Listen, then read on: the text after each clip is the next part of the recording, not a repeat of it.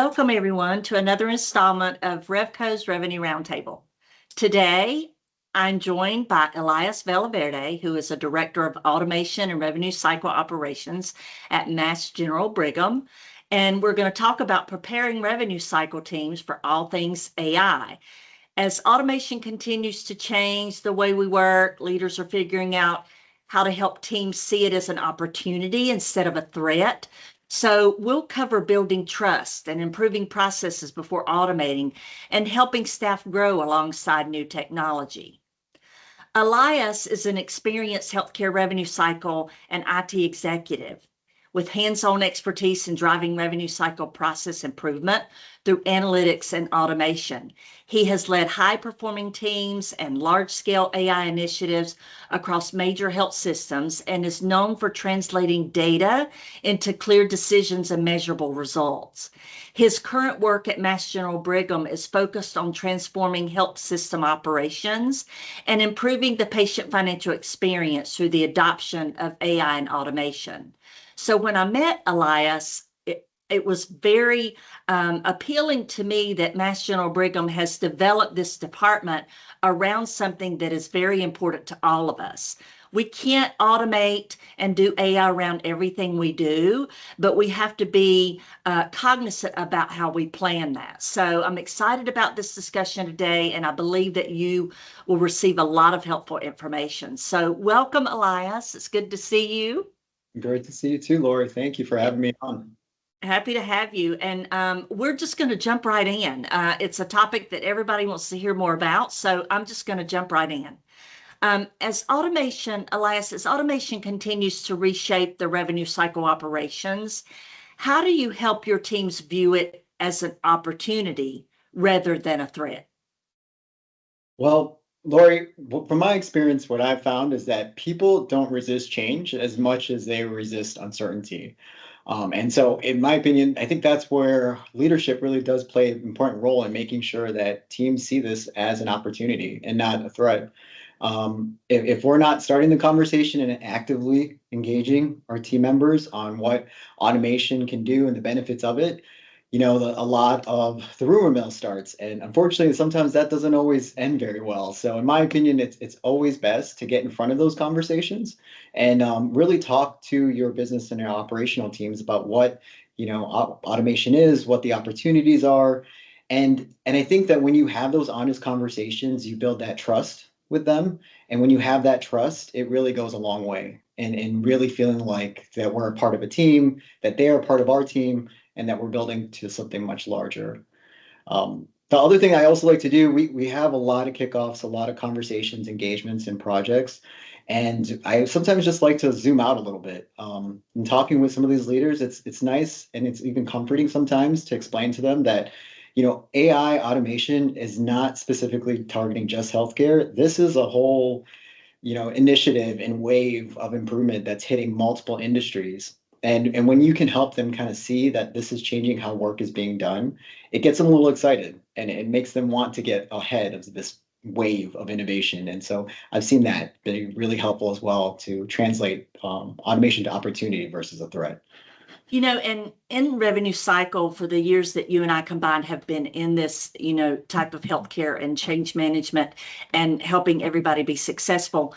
It goes back to what you've said before when I've met with you, is that people don't resist change as much as they resist the uncertainty of the change, right? So I think it's so important when you talked about zooming out, also helping. So how did you set the tone early on to build the trust? Well, one of the biggest things that I'm a huge advocate for is just full transparency. In my opinion, it's really a non-negotiable in these type of conversations. Folks can handle hard news, but what they can't handle is hard news that's often feeling like it's hidden, right? Like something's looming behind the scenes, they don't know what's happening. So first and foremost, it's transparency, having conversations about what automation is, what it means for their roles, how their roles may change. But with that also comes the benefits of it, how automation can do away with some of the mundane tasks, some of that extra, transactional work that they aren't really engaged in or interested in doing. And once that happens, I really do feel like they get excited about it. And that excitement slowly transitions into trust and being part of something rather than something happening to them. Yeah.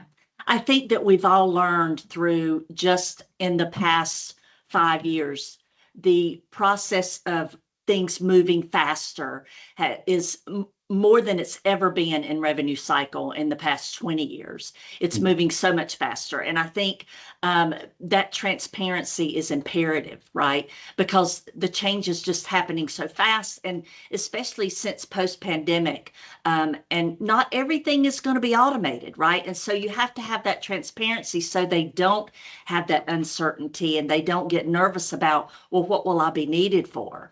So, what specific skills or capabilities have become most important for revenue cycle staff as you expand this automation? I think what I've seen the most successful when we collaborate with teams are when we encourage teams to really expand on their critical thinking and their data fluency. Um, AI and automation is going to handle the majority of those, again, transactional type of tasks, those repetitive tasks.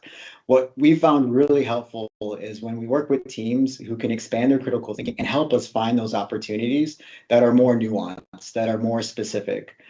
Those types of skill sets, I think, are never going to go away. They're always needed, and they really do help elevate, any type of automation that we implement, any type of opportunity that we explore. It really is the backbone to some of our program. And then in terms of data fluency, I think that, analytics, maybe a few years back was something that was a nice to have, some kind of specialty skill set, but these days it's almost a baseline expectation to be able to have that ability to read reports, see patterns, see data, and then help translate that to efficiencies and translate that to possibilities that we could either automate or even improve our workflow as is. So I think You those know, are key skill sets, Lori. yeah, I mean it's interesting that you say that because even leadership positions, right? Back 5+ years ago, leaders did not have to think about so much the analytics of the workflow as Mhm. much as they did the productivity and the quality of the workflow. But analytics is everything. I mean, in today's culture, all the roles need to better understand what analytics can provide you and the importance of that analysis and how to make that part of your workflow, right? Right. So it's imperative to the change, right? What strategies, when we talk about the strategies it takes to be successful, what strategies have been most effective for upskilling and transition? Well, I was thinking about this because we're going through multiple iterations of training and upskilling right now, even as we speak. And one thing that I've been reflecting on a lot lately is the idea that rev cycle operational folks, I'm sure yourself included, we're very tactile, right? Like we like to touch everything. We like to get into the account, do the research, look at the transactions, reconcile, and just really make sense of. It's part of the puzzle. It's probably why we are in revenue cycle. I like to translate that type of tactile nature into the training. Slides and presentations and speeches are great and they're good for just intro type of upskilling. But in order for this to really be successful, from my experience, it's really about getting leaders and teams hands on, working with AI tools, working with automation, and understanding how it, can live and cohabitate, so to speak, in their workflow. That's been, in my experience, the best. The second piece I would say, just again reflecting on this, very recently, is peer learning. I think every team has that very technology savvy type of team member that is always willing to try new things and be innovative. And I think in order for any type of training and upskilling to occur, we as leaders have to really tap into those folks. Those are our advocates, right? To try to spreading the word. And I think it's really important to loop them in to the process of making sure that they're trained, they're willing to train others, and no one really trusts anyone more than your peer. And I've seen that firsthand. So those would Yeah. be my ways to really upskill the team. Yeah, I mean, this success, it can never be done alone. So but when we talk about the fear of change and resistance, how did you overcome resistance? Well, the initial piece is always the explanation. Like I said, just always trying to explain and make sure that you share in very layman's terms sometimes, what we're trying to accomplish, what the overall goal is, make sure everyone has that basic buy-in. But the turning point for me, I think, is every time you can share some hard proof. And I go back to data because if you can share the outcomes, if you can share the ROI, if you can share some of these pieces that show that this is beneficial for our business, this is beneficial for our individual, team members because they get time back. Whatever you can do to show that hands-on really goes a long way. And again, I think that turns into trust, and then trust really helps erode some of that resistance that you see initially. Absolutely. So when we talk about the training, share some of the steps that you took to ensure the staff can thrive in a more digital revenue cycle environment, because it's very different than the training you may have had to do in the past. Tell me a Yeah. little bit more about that. Well, what I can say right now, and this is just true for any type of technology training, it first and foremost, it's never going to be, and for the foreseeable future at least, a one and done. I think we are in really interesting times right now where technology today is different than technology next week or the week after. So that keeping that in mind, any program needs to be something that is iterative, that is building upon what has already been taught, especially when we're thinking of patient care and the technologies that are involved with so much critical processes. So the way that we have been approaching it really has been making sure that it's iterative, it's multi-sessions, it's making sure that folks are getting their hands on with the tools and not just leaving it there. A lot of the times what we've tried to do is leave folks with resources and that sense of curiosity to continue on even after the formal training path may end. And essentially, that's what's going to be needed. Folks are going to have that sense of curiosity to keep on learning and building what they've been formally taught, maybe through a course or through some type of structured handoff. Yeah. So in that training, did you create formal pathways or learning tracks, or how did you create that training? Well, we haven't yet. Right now, we have just very broad intro training to some of our AI tooling and some of the automation concepts and automation fluency, so to speak. But we do have it on our roadmap. We absolutely want to create some structured pathways to allow folks to get more involved and actually have that measurable onboarding process for training. One good example of this initiative is we are internally reviewing the possibility of having a citizen development program. And we're super excited about this. There's a lot to consider when we stand up something like this. We're essentially seeking to have some of our operational team members and even leaders create their own automations and their own AI solutions to their problems. There's a lot, again, that goes with that, but we're excited and we know the direction's clear. We're just trying to make sure the foundation is set before we kick off that big initiative. And we've talked about the importance of all of the changes that are needed around AI and bot technology and things of that nature, and what it takes to be successful. Like you can't take your eyes off of it, right? You have to continually be monitoring that. And one of the things that's very appealing to the pathway that you've set up is the fact that you have a department for just this, right? And it's not spread out against, across other operational areas. Like you actually have your own designated team that's monitoring these processes, and because that goes into the quality piece of it, right? And quality is everything when you're dealing with the patient, right? So I think that was the most appealing to me in talking to you about, when you're developing such a department, you have to focus on having that maintained within an environment to where you're constantly looking at it, because it's like you said, it can change next week. And so you have to constantly keep your eyes on it. Can you share a specific automation bot that you're the most proud of? Yeah, we are actually in the final stages. I believe it's actually going live this week. And Nice. we're calling it our payer policy bot. One of the things that, I think all revenue cycle leaders, operational teams, um, deal with is the changes in policies. Payer policies is a moving target, and the goalpost keeps moving, right? So it's so hard to really stay on top of the changes that get ruled out and that ultimately have a downstream impact on our billing and our reimbursement procedures and our policies.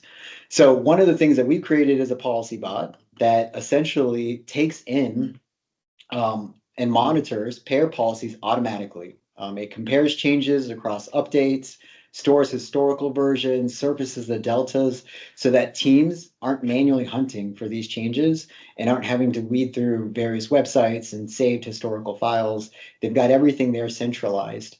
One of the key features that we are very much excited about is that we've actually tied in on top of that a chatbot. So in addition to having all of this functionality, historically curated and put together in a centralized database, we've also had the ability for staff members to chat with an actual chatbot and ask it questions around, hey, what policy has changed? What has changed from this version versus maybe the version that was released last year? This has been a tremendous time save for the staff, not having to maintain their own files and weed through multiple different versions. And we're just really excited about it. The one thing That, too that I'll add, Lori, is that there are a lot of vendors that offer this, and they are, doing very well in this space. But this is something that I'm proud of for the team to take on. We wanted to not only do this right on our own terms and internally, but also take the opportunity to save the organization significant amount of dollars by I doing th- this. that is just fabulous. I mean, because we all know the bulletins that come out monthly, Mhm. hundreds of pages for all the different payers that you have to read through, but then you have to keep up with when was the last change and was that the most current? Yeah. Because you can't easily just call the payer and get a quick answer. And AR is, the clock is ticking on accounts receivable. And so to be able to have a bot around that and the chat feature is just amazing. I wish you the best of luck with that going live this week. I'm excited to hear more about how that plays itself out. And so I'm very proud of you and your team for all that you've done to get that set up, because that is a heavy lift, definitely a heavy lift. So Yeah. congratulations on that. How did you establish a team to support the oversight of it? So we talked about, what was appealing to me in the beginning of meeting you was around the fact that you have a designated department, but talk to me about this support and oversight of these automations and bots. It's not as simple as just looking at a report. So Right. tell me what you have to do around that. Yeah, it's a really unique skill set to have. I think that the common misconception is that you just need someone who's technically savvy, right? A developer, someone good with UiPath, Blue Prism, whatever the tool may be.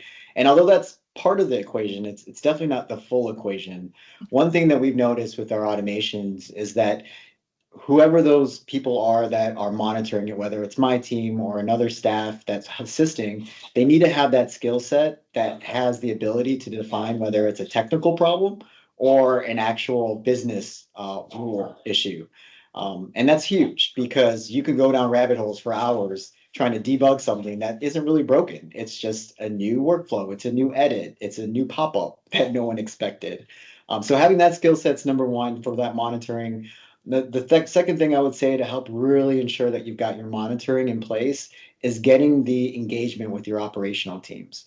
I'm a huge advocate to say that, our technical teams can maintain the bots and keep the lights on, so to speak, but we really need to partner with our operational teams to make sure they share with us when changes do happen. If they are changing a workflow based on a new policy again, for example, we are often unaware of that. So we need them to be kind of our eyes and ears when something is changing in the workflow so that we can adjust appropriately from a technical standpoint. I think the combination of the two are critical. It's really the most successful, I think, recipe for maintaining any type of automation program. So looking ahead, if you could share advice for other revenue cycle leaders who want to prepare their teams today for the next wave of automation, can you tell me what advice you would give? Ooh, that's a tricky one. I would say first and foremost is to optimize your workflows as best as possible before you automate. It sounds easy, it sounds like a no-brainer, but in my experience, people get so excited with the technology, rightfully so. It's innovative, it's fascinating, but you really need to iron out that foundation of what your workflow is. Is it standardized? Is it efficient? Are we about to automate something that is simply put the right way to do it? That needs to be the first thing I would say that you have to look at, because putting an automation on top of a bad process just simply will only accelerate the problem. And that's not, and then you'll lose your faith in the outcomes, and then there's a lot of other downstream impacts there.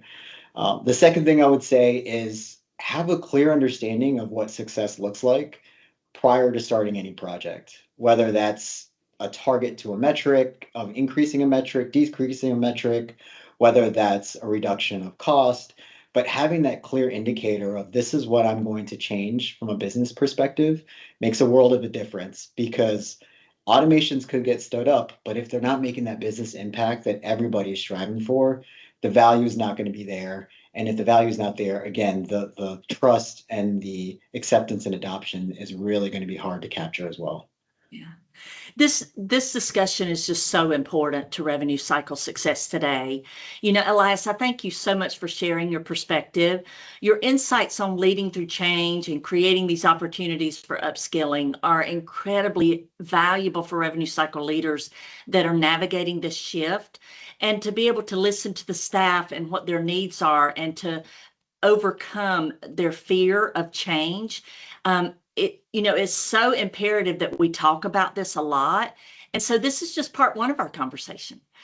You can't just leave it here and not talk more. So be sure to stay tuned for part two, where Elias and I are going to dive into overcoming automation challenges and building a more resilient RPA strategy. So thanks again for joining, Elias, and I'm so excited about part two.